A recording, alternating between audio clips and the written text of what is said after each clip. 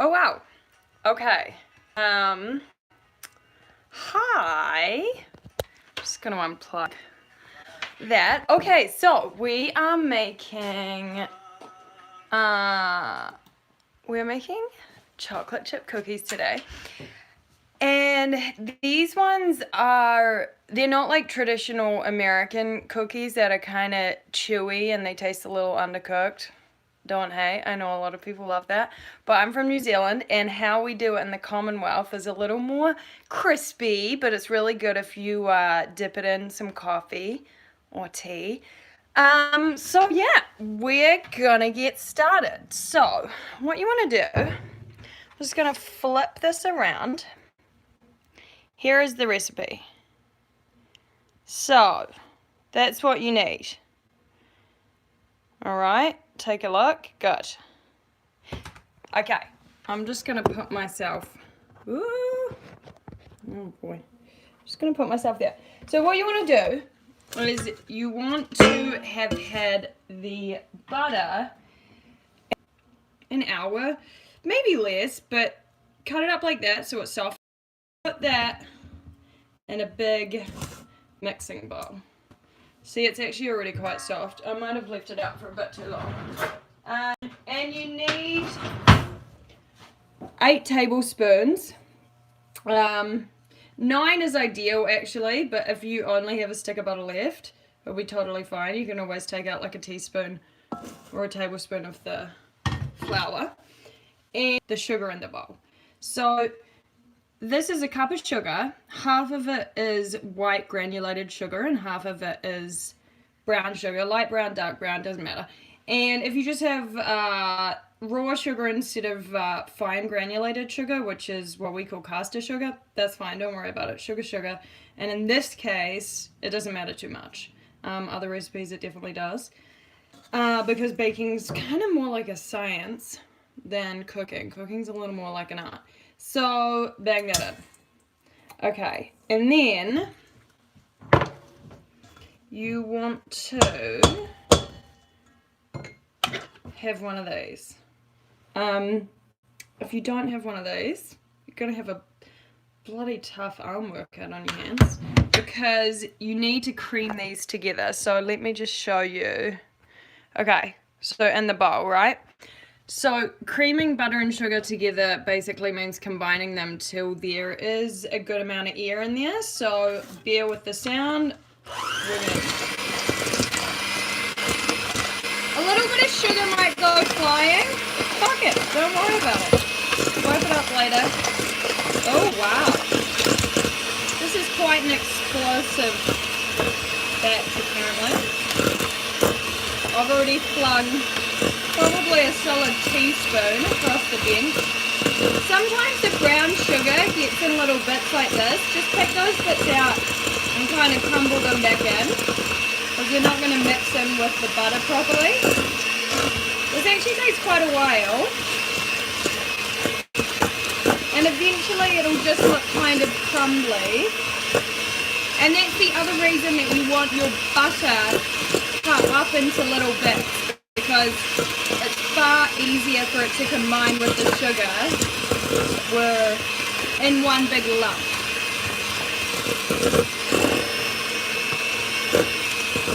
Alright.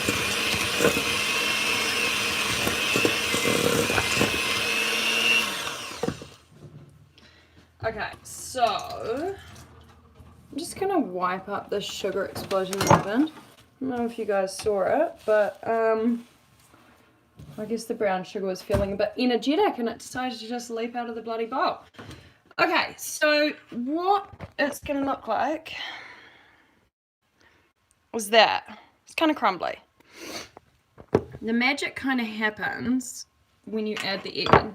So 1 large egg, it should be room temperature, and when you're doing any type of baking actually, always bring the eggs to room temperature. So I kind of take them out of the fridge if I remember. If I don't, fuck it, it's fine. But it does kind of tend to work a little bit better. Don't know the science behind that. It's just kind of a rule of together and all kind of combined. So we'll just throw that in there. I should have said at the start of the video, hope you washed your bloody hands. Quite important now, more than ever. Okay, so get it beating again.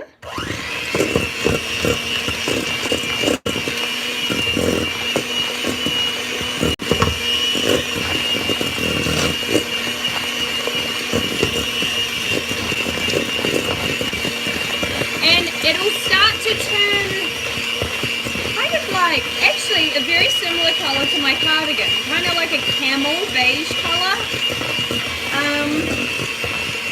That's when you know it's working. I'm just going to show you. Let's see how poor my multitasking skills are. Okay, that's what you want it to look like. Okay. So when that's all pretty pale in colour and it's all come together, you can be done with the batter. Here's the thing with these. They actually leave quite a lot on them, so I suggest getting one of these little things if you have one. And getting as much as you can off, because that's like a solid fucking chunk of your ingredients right there, you know. And this is gonna sound so ridiculous, but I actually just finished my coffee. But what I like to do with these, because it's just butter and sugar. What I usually do when I'm finished scraping this off is I plop it in my coffee cup while it's still hot, and then the butter and sugar melts in there. And honestly, when I admitted that on Instagram, I only had one person who was like, that's fucking gross.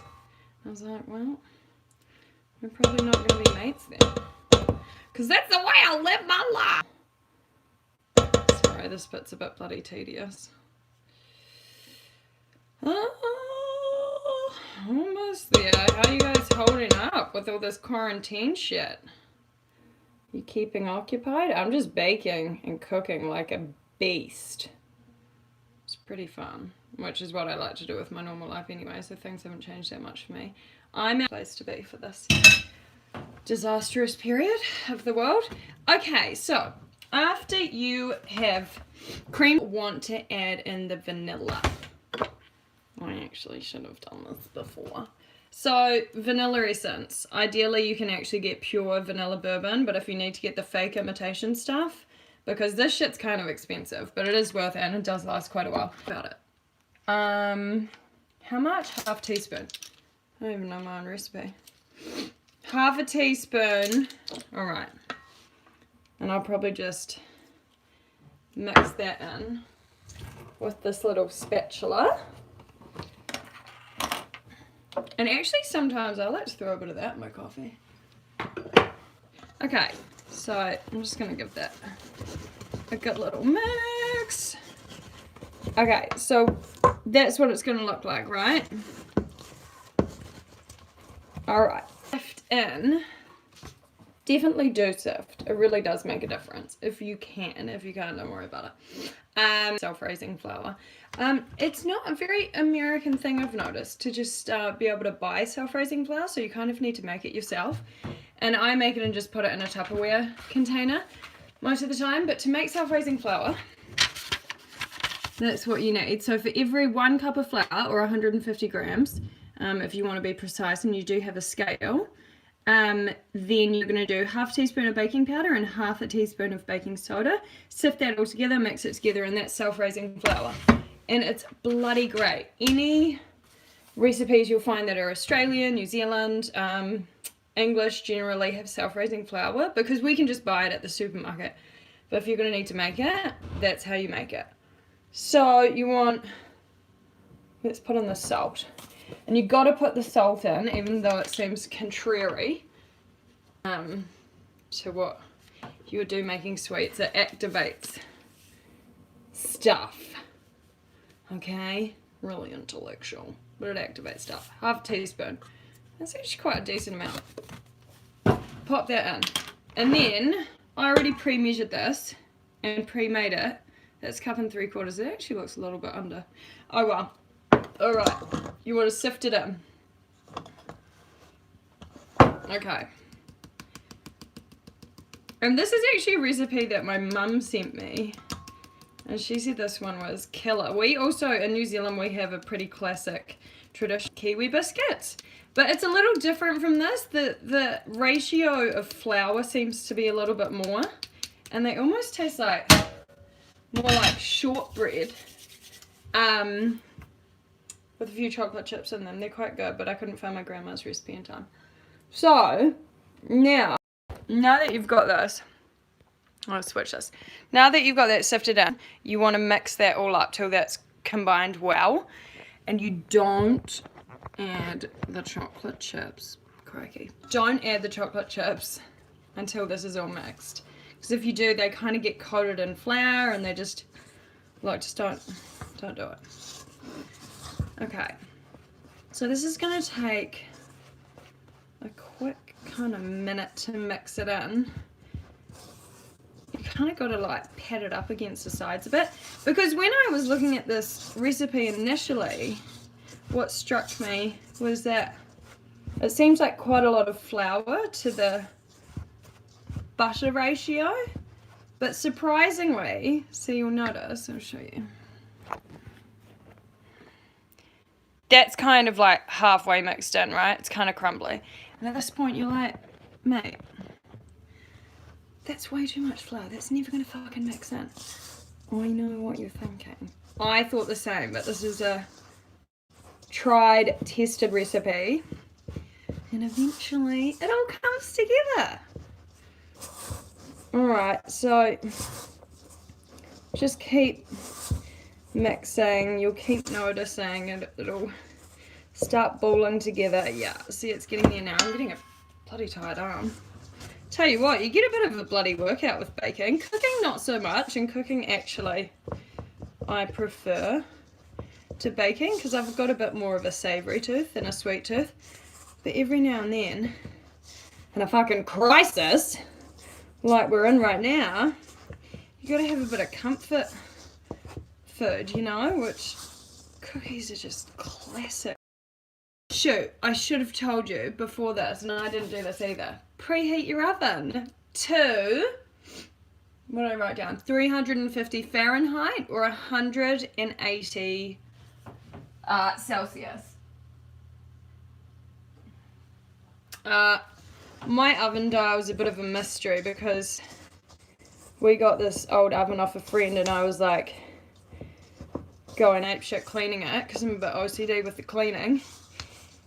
And when I was cleaning the dial with the temperatures written on it, I bloody cleaned them off by accident, didn't I? So anything between 250 and 450 is a bit of a fucking mystery. Like, is it 350? I don't know. It's what I think looks like 350. Still mixing, you'll notice. Still mixing. Okay. So now it's kind of crumbly, but it is all combined. It smells.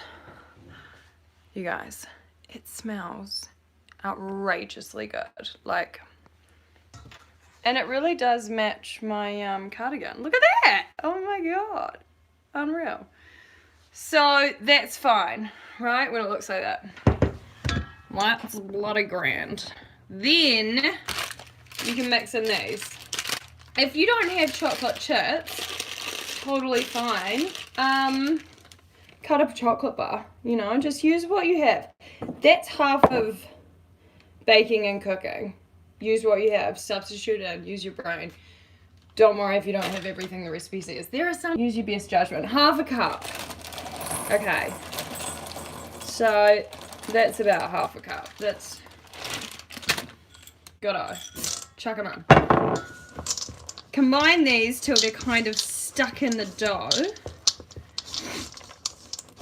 a bit. And you probably want about 2 large baking sheets lined with parchment paper.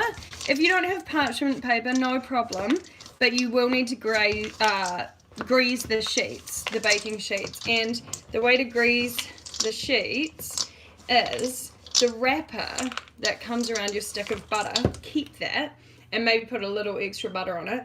Wipe it all across the baking sheet so there's a very thin layer, and kind of shake it around so there's a dusting of flour and butter, and that is like the best non-stick method you'll ever do. I remember my grandma taught me that when I was really young, and it works like a treat. Alright, so it's still going to be a bit crumbly until you actually really kind of pick it up and grab it in your hands to form the balls. This is what, okay, that did not work. That's what it's going to look like, right? And you want to get a teaspoon. Apparently I have like this ridiculously tiny size teaspoon to use, but that's fine, we'll work with it. Now, okay. Baking sheet 1, baking sheet 2. This is going to make about 30 cookies. Actually, the last time I did it, I think it made... I think I made like 36. I was like, this is killer. So, depending on size cookies you want, mine are quite small. Let me see, inches, what is that? 1.5 inches? It's probably about 3 centimeters. So, and you just roll them around, right, in balls. And then what we'll do, place them on the tray. And then what we'll do is we'll flatten them out with a fork after this. So these cookies are, I mean, they're just like a classic cookie. They're super crunchy, and they definitely do not emit anything in terms of like, are they healthy for you? No, probably not. But do they taste epic? Yeah. And I personally eat everything. I don't really have any dietary restrictions. I think my body likes me more when I cut down a little bit on the dairy, but I kind of live for cheese, you know? So, alright. So these ones I'm actually making a little bigger than the ones I made the other day, just for the sake of time. And who doesn't love a big old fucking... Bit more efficient, you know, than eating 10 tiny ones. You probably feel a bit better about yourself. Alright. And when you preheat your oven, I don't know whatever type of oven you have, you probably know whether it runs a bit hot or not. I use gas, and gas does tend to run hot. Well, this oven does anyway, but this oven's also like, it's a bit, what would you say? It's a bit of a gamble, you know? Like recently, I put it up to broil to get a pizza nice and like golden brown on the top, and every time I turned it on for a week after that, it would only go to 500. I was like, well, this is fucking great. I ruined quite a few things. But weirdly, then it seemed to return to normal, so I don't know, it's kind of got a mind of its own.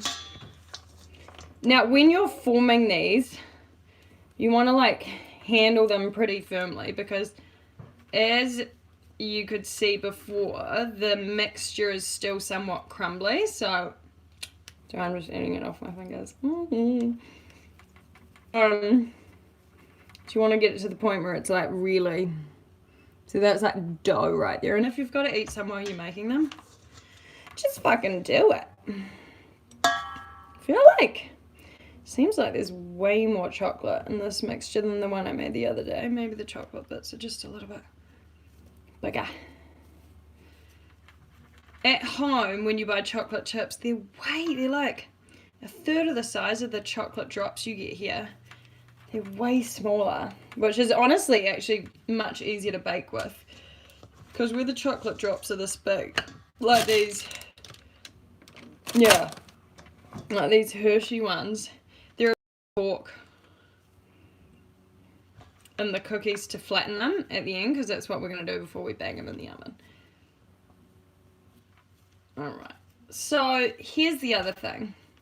I always stagger, that's a bit big, I always stagger the cookies on the cookie tray, and I always leave a generous amount of space between them because they always expand and flatten to way bigger than you expect.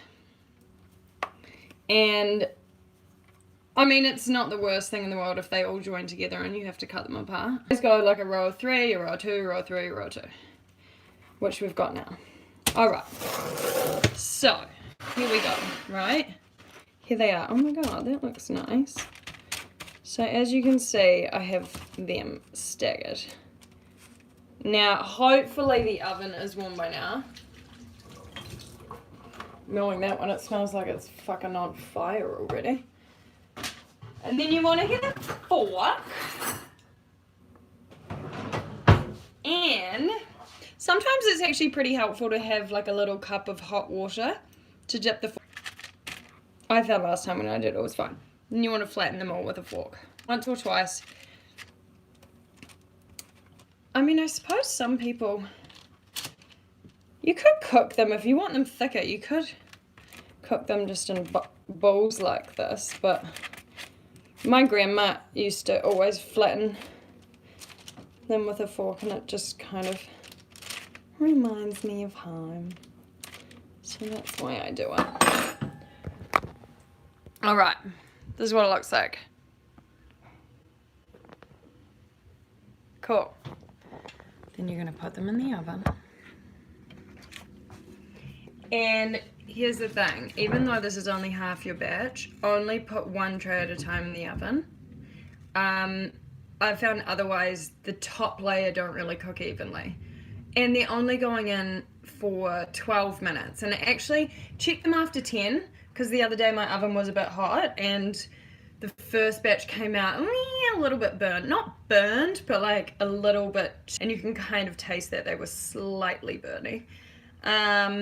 So put in 1 tray at a time. Make sure your oven rack's in the middle of the oven so they cook well and evenly. And then you just want to set your timer for 12 minutes, which, I don't know how I'm going to do that. Let's just check out what the time is.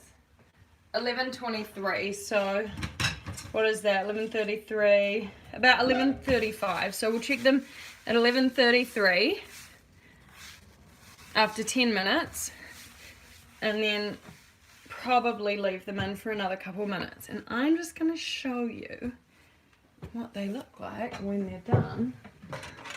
Batch the other day. So these were the ones that I was talking about that got a little too overdone. This is when I first started. This was the first batch I did. I made 3 trays the other day. Out of that same recipe, it makes a lot. And the oven was a little too hot, so I turned it down. And then they were perfect. So a little too brown, you see. But these look almost too pale, but this is perfect. And then you can see on the back, they're a little golden. These taste like so epic. And yeah, that's really what you want them to look like. Your house is gonna smell like heaven after you make these. And you know, give them away to your friends, give them away to your neighbors.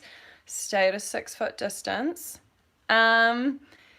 Share the deliciousness, the fruits of your labor, I suppose, because it makes anywhere from 30 to 35, and that's a lot of bloody cookies. But here's the thing, no judgment if you clear them out individually. That's pretty much it. I'm not gonna yabber on for the next 10 minutes until they're out the oven, because I had some that I'd prepared earlier to show you. So yeah, just yell out if you need the recipe again or the ingredients again or any tips. And yeah, over and out from the high desert of California.